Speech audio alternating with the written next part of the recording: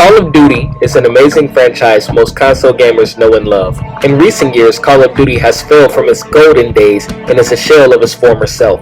Will Call of Duty die, or will it have a miraculous comeback? Find out on the fall of Call of Duty.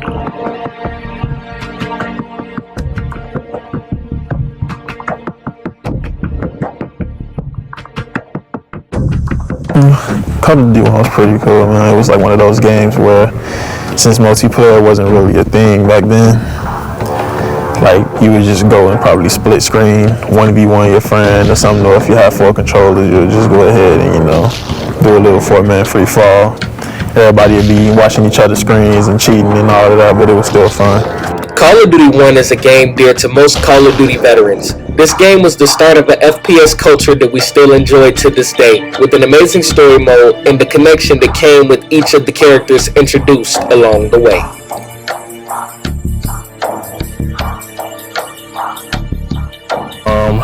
Call of Duty 2.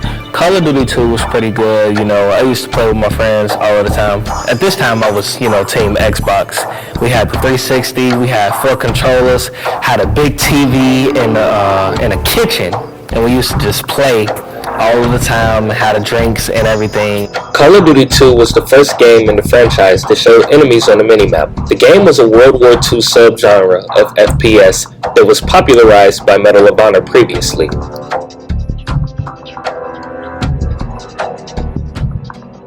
Call of Duty 3, it starts to become a little more complex. You had more weaponry. The health bar is almost gone. It goes to we start to go see into the traditional, you're getting shot, but then you regenerate a bit. In Call of Duty 3, it was really emotional at the end of the game, when you finally go into Chambord and push back the German offense. And you probably wouldn't have felt so happy at that point if you not have felt the storyline into the build-up of that.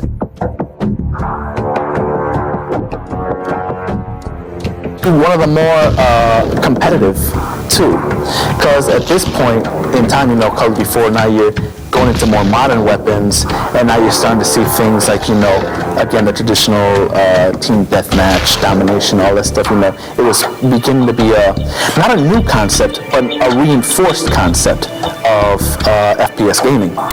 Call of Duty 4 Modern Warfare changed the series forever, leaving the beloved World War II game style in the past and creating a modern war game. This innovation turned Call of Duty into a household name, selling over 19 million copies in 2007. Call of Duty's competitive scene was also started here in early game battle tournaments that set the standard for competitive gaming in its time.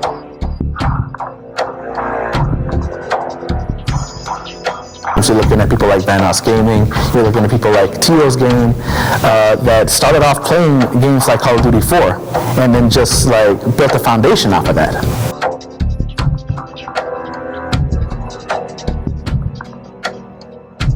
World at War.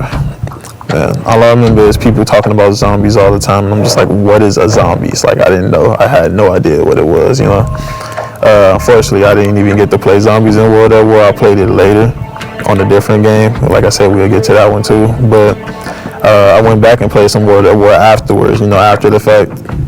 And the game was just like a bunch of just havoc and chaos going on and a bunch of overpowered stuff everywhere. It was crazy. I loved it. It's like I didn't like it as much as the counterparts. I played the games that came after, like the improved versions after, Like I played it after those. With Call of Duty World at War, Treyarch went back to a World War II game style, while adding a zombies minigame that grew into a normal feature for games to come, with iconic maps like Nacht der Untoten, Paris, Verrückt, and Shino Numa.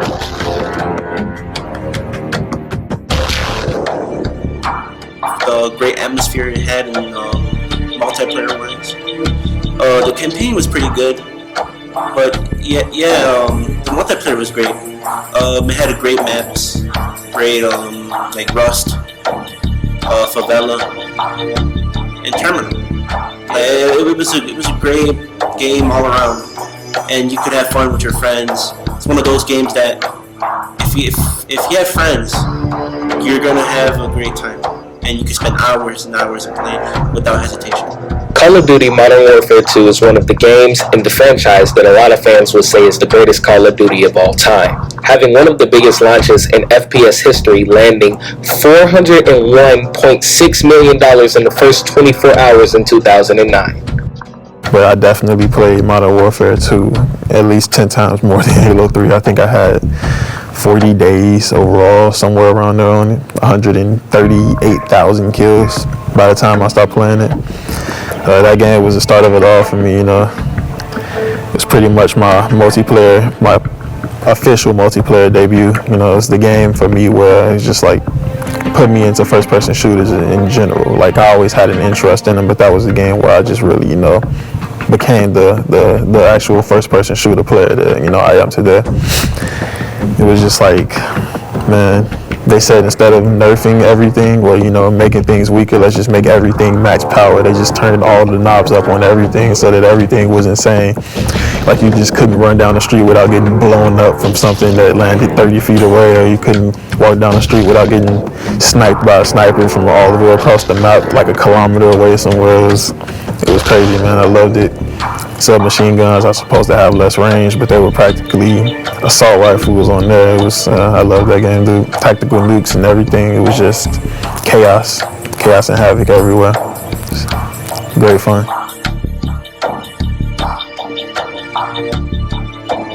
And here we saw the birth of some well-known clans today, such as Optic Gaming, FaZe Clan, all that stuff. And, you know, quickscoping was now reinforced. And if you didn't know, if you were a player in Black Ops 1 multiplayer, and at this point it seeps into Call of Duty Modern Warfare 2 multiplayer, if you did not know how to quickscope, you had no skill. It didn't matter if you got like 500 kills with the sweatiest weapon in the game. If you cannot quickscope, get on over back to Battlefield. You suck. The first map was Kino de Toten, which is probably one of the most iconic maps. It may not be in your favorites list, but it is probably in your iconic list. You know, we had a much bigger map. We had the introduction of, well, not the introduction, but the reinforcement of the concept of Easter eggs. The most memorable one for Kino de Toten was find all the asteroid rocks and play the theme song for it. And I remember the theme song, everybody loved to get that one because, you know, start a new round, play a theme song, and you got like some heavy metal song in the background while you're killing zombies. I think this one was 115 by Alina Siegman. And she ended up doing like the soundtrack for the entire Black Ops 1 zombie franchise. And then you start seeing the dawn of other maps. You got Ascension, you've got 5, you have Moon, which was probably the hardest map in the game. And now that you're building a storyline, keep in mind, this wasn't a defined storyline. It was really fragmented. Like, there were some things to do, and there's still some things that we needed more clarification on. The zombies storyline conspiracy theories. Everybody got into this, trying to figure out, like, trying to put the pieces of the puzzle together and come up with what happened from the beginning and where we're at right now.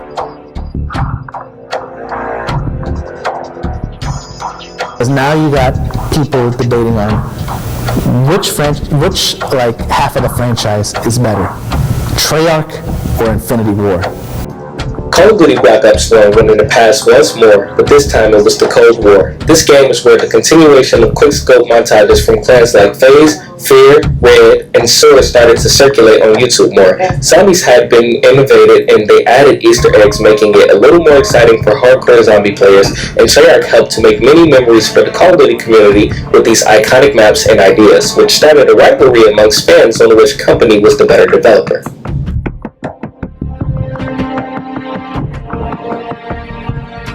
Modern Warfare 3 was actually the best Call of Duty, in my opinion. Modern Warfare 3 had, you know, every map pretty much was good. It had strong streaks, and I know we talked about earlier how Modern Warfare 2, you could just use kill streaks to get a nuke, but you actually had to work for it. You had to, you got to get every kill with a gun in order to get a nuke in Modern Warfare 3. So it made the skill gap even larger.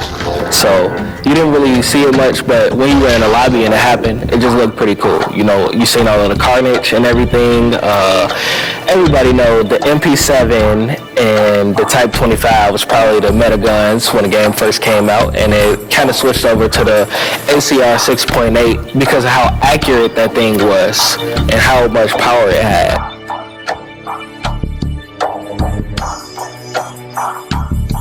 For me, this is where it fell. Black Ops 2 was kind of like, it was that game where they just wanted to make it for that everyone could play it, you know, and like have fun with it, even the people who weren't as good. And so for me personally, you know, like, not to sound, you know, conceited or anything, but I was kind of one of the better players, I would like to say. So when Black Ops 2 came out and it was just kind of easier to do everything, I didn't really feel it too much, but the zombies was still pretty fun. You know, it was pretty amazing, but in terms of the multiplayer, it was just like, I didn't like it. It was too much health, not enough flinch. Just, you know, it's too futuristic and all of that. It kind of changed Call of Duty as a series, and I didn't like the direction it was going in. So personally, I didn't like that one, but it was a big hit with everyone else. To each their own, I guess, you know. Call of Duty Black Ops 2 was a big hit with most of the Call of Duty community, but I personally think it was one of Treyarch's worst installments multiplayer-wise. Too much health, every gun was so easy to use, bad spawns, average to be low average maps, and worst of all, it was the Call of Duty game that started the fall of Call of Duty. Hear me out. If Black Ops 2 wasn't futuristic and the community didn't eat it up so much, we would have never got all of those jetpack CODs, because due to the community's response, Activision saw this as an okay to go even more futuristic, which caused problems like Advanced Warfare.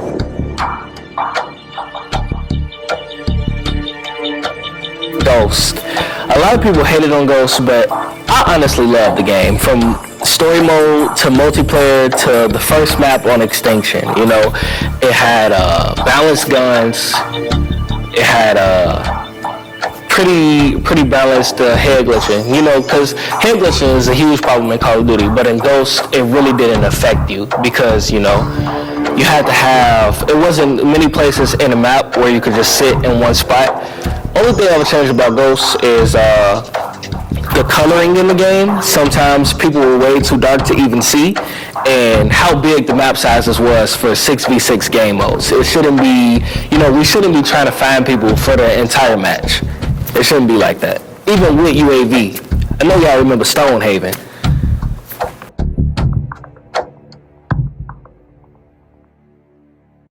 I love that one. Yeah, so that was like, I got that when I was like my freshman year in college at Indiana State. I was busting my roommate, butt in that game. My RA and my flow. He said I want the smoke. He gave me that smoke. He was lighting me up. Especially, he was pretty good. He was killing me. Every game we hit, I just kept diving it. But that was like my favorite game until I lost it, and I was so mad, and I could never find it again. Call of Duty Advanced Warfare was a pretty bad game in my opinion. This is where jetpacking is introduced. This is where we start to see laser weapons that belong on Star Wars and Halo games. This is also the first time we see a lot of people returning a Call of Duty game, and it's for good reason. Sledgehammer truly ruined the legacy of this franchise with this installment in particular, because it lacked any kind of realism or the feeling that we had when we played a good Call of Duty game back in the day.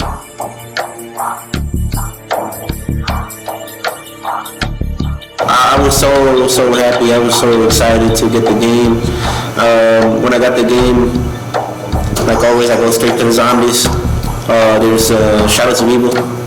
When I played it, I didn't like it at all because like what is this? You have to get the parts in the beginning, like a small entry. You have to turn into this alien and open all the doors and stuff. And I found it really confusing in the beginning, but then I started playing it. It grew on me again. I like going like to the different districts in the map. It was a great concept. The Easter egg was great. Everything about that map was great, and it was a great opening map game. Even though Call of Duty Black Ops 3 is a fan favorite for a lot of Call of Duty veterans, I am not one of those Call of Duty veterans. I did not enjoy Black Ops 3's multiplayer, but I did enjoy the zombies, so I would still give this game a solid 7.5 out of 10 if we're talking about a franchise standard. But it was a really big hit, you know. It made billions of dollars in microtransactions, not even including the game's actual sales. So I think it was a pretty solid Call of Duty, but it wouldn't be in my top 10.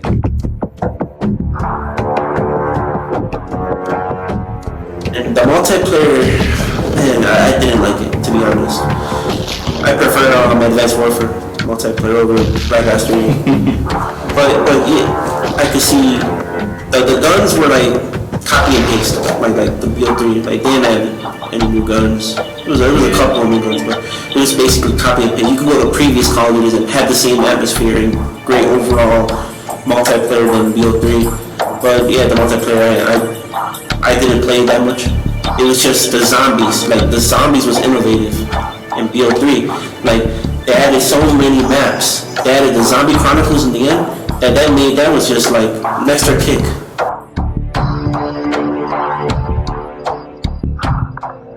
Let's see. That was actually my favorite jetpack Call of Duty. I had so much fun on Infinite Warfare, you know what I'm saying? Like, you could get the nukes with 25 quick kills. I just ran MV4, K-Bar, or I used to use, what was the other meta gun? I used to use an LMG. And it was pretty solid. It was pretty solid. And the movement was so good. You could run off the walls while aiming accurately. It was very unrealistic, but I thought it was pretty fun. Only thing I would change about it is a specialist called Synaptic, where it was like your character turned into a robot dog and he just slashed you and you died in one hit. I did not like that at all. And how skinny the Synaptic body was, because his hitbox was all over the place. Infinite Warfare was my favorite jetpack Call of Duty in the franchise. It had good guns, maps, DLCs, hit detection, and last but not least, movement that is leagues above its predecessors. Infinite Warfare wasn't received well by the Call of Duty community due to bad timing, because people were tired of futuristic Call of Duty games and wanted to go back to boots on ground, but it was already too late in production to please the audience, although it sold 15 million copies and still sold more than Battlefield in 2016.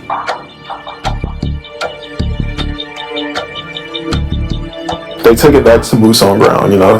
They went back even more back into the past than the modern warfares did, you know. They went back to World War II. So you would think, oh man, this is going to be a good game. Yeah, I thought so too. But they put too many restrictions on stuff, like the classes were too specific. You had to pick certain things to get other things. There wasn't as much freedom in like customization. The gameplay just felt kind of off to me, you know, like the company that made this game, or studio that made this game, Sledgehammer, they were new into the rotation, pretty much freshly into the rotation. And you could tell, like they didn't do everything as good as the previous ones, you know. Like it wasn't a horrible game. You know, if I didn't play the ones before it, I would have loved it, but I did play the ones before it, so I believe they even tried to put the zombies in there, right? Even the zombies was bad. How do you mess up zombies? I don't know, but they did. In a way, that's an achievement. Call of Duty World War II was another goal for Sledgehammer to redeem themselves after the fiasco that is known as Advanced Warfare. World War II wasn't the greatest when it came out due to lots of bad decisions made by lead multiplayer designer Michael Condrey. The community was trying to improve the game, but instead Condrey had a "it's my way or the highway" attitude for the Call of Duty game, and later resigned, which was the best decision, because the game significantly became better after his resignation, but it was already too late. Most COD players had already decided it was a bad game, but it wasn't all bad. A lot of die-hard Call of Duty fans appreciated the changes and enjoyed the game for what it was. With that being said, it still somehow managed to sell over 19 million copies that year.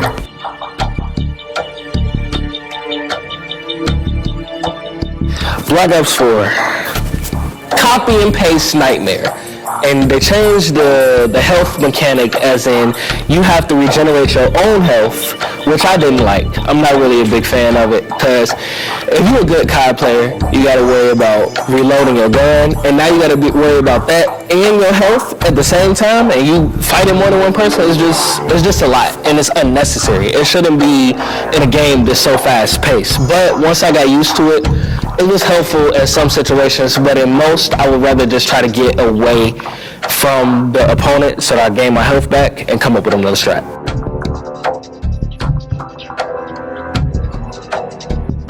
I have a lot to say about this one, man. I'm gonna try to keep it short. This game, they brought it out knowing that they were risking, a lot with the changes that they were, implementing in the game, and so they kind of sort of updated every other week to listen to the fans and the community and see what they can do to better the game, going off of our opinions and whatnot. And with this game, there's just so much they can do to make it one of the best Call of Duties of all time. But right now, I would say it's just above average. They're still updating it. Every month it's getting a lot of updates. It's still changing, so I don't want to, put down the final hammer of doom on it yet, But it's coming up. It's real good fun when it's actually, when you find some good games, go against good people. But there's a lot of different ways you can play the game. For one, they implemented the kind of new player friendly or not as good as everyone else player friendly type play style into this game. They designed maps where there were a lot of corners so that people who couldn't run around and react as fast as everyone else could sit in the corner somewhere and just wait until you pop out and just get you from the corner. They got a lot of windows for people like that. They put doors so that you can hide behind the door and hear when it opens, and they do a lot of stuff. But they're fixing it. They're going in the right direction. Running and gunning, game of time, is becoming a thing again. Kind of sort of slowly in this game, and I really enjoyed that. The game is really good, like I said, but they're gonna have to make a few big changes. Well, not even really big changes, just a few small changes that will greatly impact the game. And when they make those, I feel like this game is gonna be that trigger that brings Call of Duty back.